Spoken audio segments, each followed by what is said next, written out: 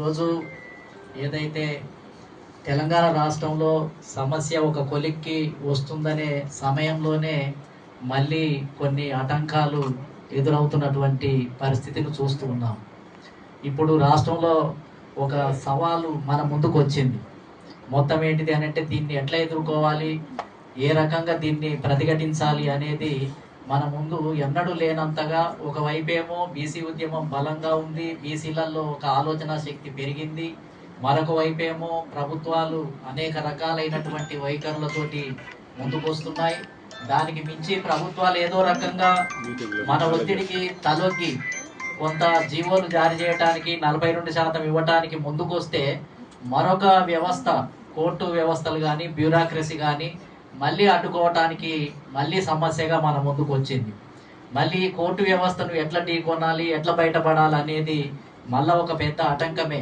నేను అనేక సందర్భాల్లో చెప్తుంటాం, బీసీల సమస్య బయటపడాలి అని అంటే 3 వ్యవస్థల్ని దాటుకుంటా రావాల్సినటువంటి అవసరం ఉంది అని.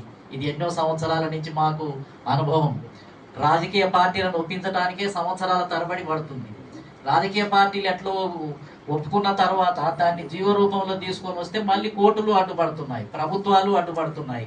మళ్ళీ కోర్టులను అధిగమించాలి అని అంటే ఇంకా మన చేతుల్లో లేదు. కోర్టే అంతిమ నిర్ణయం కాబట్టి దాన్ని ఏ రకంగా కూడా ఎదిరించలేనటువంటి పరిస్థితి ఈ రాష్ట్రంలో, ఈ దేశంలో ఒక కొత్త విచిత్రకరమైనటువంటి పరిస్థితి ఉంది. ముఖ్యంగా 1986 నుంచి కూడా మేము చూస్తూ ఉన్నాం.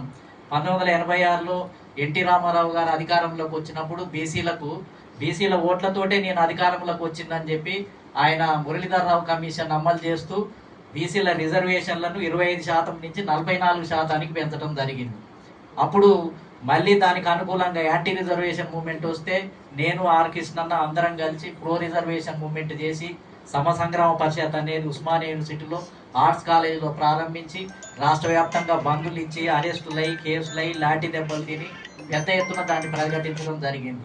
చివరికి మళ్ళీ ఈ కోర్టులే దాన్ని కొట్టివేయటం జరిగింది. జనాభా లెక్కలు సరిగా లేవని జీవన్ రెడ్డి గారి నేతృత్వంలో ఆంజనేయులు గారు, రామస్వామి ముగ్గురు పెంచి ఈ సరైన జనాభా లెక్కలు లేవు, రాష్ట్రంలో శాంతి భద్రతలు దెబ్బతిన్నాయి. ఎందుకంటే మేము ఒక రోజు బంధు, వాళ్ళు ఒక రోజు బంధు, రోజు బాయిఘాట్లే జరుగుతున్నాయి. మొత్తం అల్లకల్లోలం అయింది అప్పుడు రాష్ట్రం అంతా కూడా. ఇంకా శాంతి భద్రతలు దెబ్బతింటున్నాయని ఒక సాగు కూడా దాంట్లో పెట్టి దాన్ని ఆపివేయటం జరిగింది. మళ్ళీ 25%కే వచ్చేసింది. ఎన్టీ రామారావు గారు తర్వాత అధికారంలో ఉన్నప్పుడే నేను అనుకుంటాను స్థానిక సంస్థలలో 20% ముందుగా ఇచ్చినటువంటి సీఎం ఎవరన్నా ఉన్నారు అని అంటే ఎన్టీ రామారావు గారే. ఆయనకు బీసీల మీద ఒక మంచి అభిప్రాయం ఉండేది. 20% ఇచ్చిన తర్వాతనే కోట్ల విజయభాస్కర్ రెడ్డి కాంగ్రెస్ ప్రభుత్వం తర్వాత మళ్ళీ 33%కి దాన్ని పెంచడం జరిగింది. తర్వాత 33% నుంచి మళ్ళీ 50% దాటుద్దనే సీలింగు అనేక రకాలైనటువంటి రావటం వల్ల మళ్ళీ అది చివరికి ఏంటంటే 23%కి దిగిపోయింది.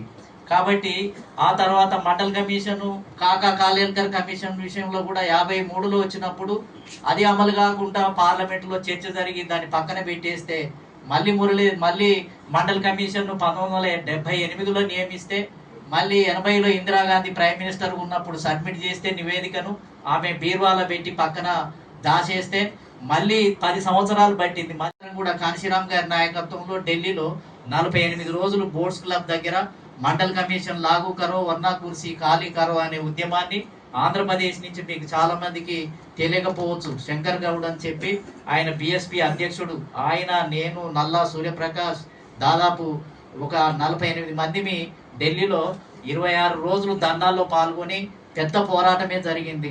ఆ విధంగా కాంశీరామ్ గారు ఒకవైపు, మరొక వైపు కర్పూరి ఠాగూర్, ములాయం సింగ్ యాదవ్, లాలూ ప్రసాద్ యాదవ్, వీరమణి అని తమిళనాడులో పెరియార్ శిష్యుడు, వీళ్ళందరూ కలిసి ఎన్యూబీసీ అనే ఒక సంస్థ ఉంది, నేషనల్ యూనియన్ బ్యాక్వర్డ్ క్లాసెస్ అని ఒక సంస్థ ఉంది. ఆ సంస్థ ద్వారా వాళ్ళ ఒక వైపు ఉద్యమం, మేము ఒక వైపు ఉద్యమం. ఫలితంగా 90లో ఏంటిది అని అంటే విపి సింగ్ దాన్ని అమలు చేయటం జరిగింది. అంటే నివేదిక వచ్చిన 10 సంవత్సరాల తర్వాత మళ్ళీ దాన్ని 27%కి కుదించడం జరిగింది, అమలు చేయటం జరిగింది. దాన్ని కూడా మళ్ళీ అమలు చేసినప్పుడు మళ్ళా కోర్టుకు పోవటమే. ఇప్పుడు పోయినట్టుగానే కోర్టుకు పోతే 93లో మళ్ళీ ఫుల్ బెంచ్ ఏంటిది అని అంటే క్లియర్ చేసి 27%ని అమలు చేయటం జరిగింది. అడుగడుగున పోరాటమే, అడుగడుగున మొత్తం ఏందని అంటే ఆటంకాలే. బీసీల విషయంలో ఇది ఎస్సీ ఎస్టీల విషయంలో కాదు, వాళ్ళకు రాజ్యాంగంలో స్పష్టంగా కొన్ని క్లాజులు ఉన్నాయి, ఆర్టికల్స్ ఉన్నాయి. కాబట్టి వాటిని ముట్టుకోవాలి అని అంటే భయం. వాళ్ళు ఆర్గనైజ్డ్గా ఉన్నారు, ఎస్సీ సమాజం కానీ ఎస్టీ సమాజం కానీ. మన బీసీలంతా కూడా అమాయకులు, అనార్గనైజ్డ్గా ఉన్నాము.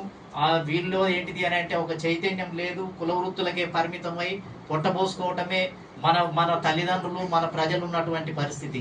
కాబట్టి ఎదురు తిరిగి మాట్లాడి కోపం వచ్చి తిరుగుబాటు చేసే శక్తి సామర్థ్యాలు, మనమంతా అమాయకులం, గంగిగోవు లాంటి వాళ్ళం. కాబట్టి శత్రువులు ఏం చేస్తారు, ఎవరు అమాయకులుగా ఉంటారో వాళ్ళ హక్కుల్నే గుంజుకుంటారు, వాళ్ళనే అణిచివేస్తారు, వాళ్ళకి దక్కాల్సిన ఎమ్మెల్యే టికెట్లను ఎంపీ టికెట్లనే కాజేస్తారు. కాబట్టి ఇది అంతా కూడా ఇవాళ ఎక్కువ దోపిడీకి గురవుతున్నటువంటి వాళ్ళం, అణిచివేతకు గురవుతున్నటువంటి వర్గాలు ఎవరన్నా ఉన్నారు అని అంటే ఇది బీసీ వర్గాలే. మన తర్వాత ముస్లిం సమాజం కూడా, వాళ్ళు కూడా రాజకీయ బానిసలుగానే ఉన్నారు. రాజకీయ రంగంలో సరైనటువంటి ప్రాతినిధ్యమే లేదు.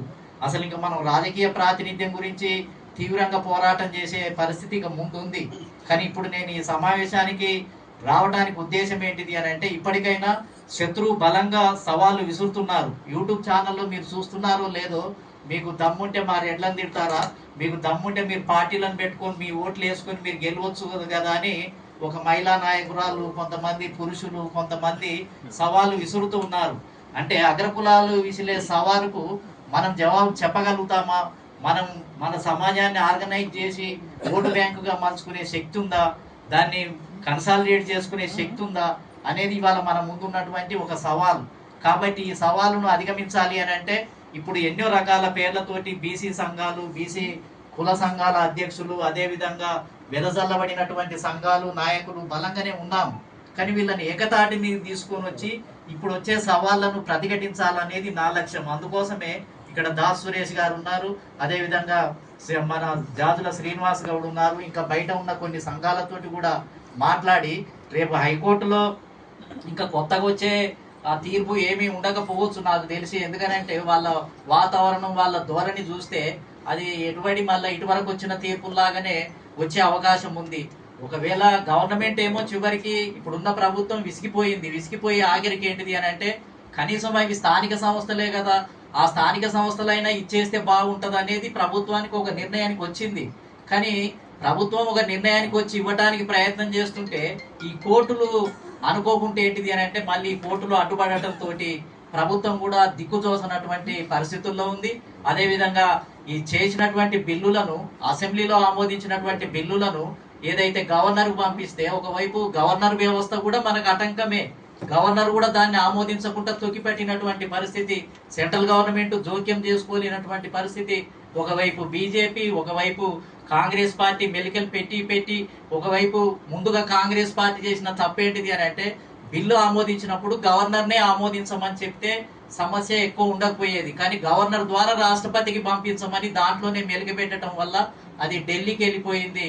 అది 9వ షెడ్యూల్ ఇప్పుడు అయ్యేది కాదు. 9వ షెడ్యూల్ కావాలి అని అంటే దానికి రాష్ట్రాలు, సగం రాష్ట్రాలకు పైగా ఆమోదం తెలియజేయాలి. దానికి ఒక పెద్ద తతంగం. రాజ్యసభ అందరు ఏమనుకుంటున్నారు అంటే ఏదో సునాయాసంగా అయిపోతుంది అని అనుకుంటున్నారు. కానీ మన బీసీల సమస్య వచ్చినప్పుడే 9వ షెడ్యూల్లోకి ఎందుకు వెళ్ళాలి? ఎస్సీ ఎస్టీలకు వచ్చినప్పుడు 9వ షెడ్యూల్లో ఎందుకు చేర్చడం లేదు? మిగతా ఎన్నో జీవోలు, ఎన్నో చట్టాలు వస్తున్నాయి. మన బీసీలకు సంబంధించింది వచ్చిందే ప్రతిసారిగా. మనకు బీసీలకు ఒక సమస్య వస్తే ఇక మనం ప్రతిదాన్ని 9వ షెడ్యూల్లోనే చేర్చుకుంటూ పోతామా? అంటే రాజ్యాంగంలో స్పష్టంగా అవకాశాలు, క్లాజులు ఎన్నో ఉన్నాయి. మనకు స్పష్టంగా ఆర్టికల్ 15 క్లాస్ 4 అనేది ఉంది. దాని ఆధారంగా రాష్ట్రాలు విద్యా ఉద్యోగ రంగాల్లో రిజర్వేషన్లు పెంచుకోవచ్చు అనేది ఒక బలమైన ఆర్టికల్ ఉంది. స్థానిక సంస్థలకు కూడా 243D, 243T అనే ఆర్టికల్ డైరెక్ట్గా రాజీవ్ గాంధీ ప్రైమ్ మినిస్టర్ గా ఉన్నప్పుడు స్థానిక సంస్థలలో రిజర్వేషన్లు పెంచుకోవచ్చును అని చెప్పి రాజ్యాంగంలోనే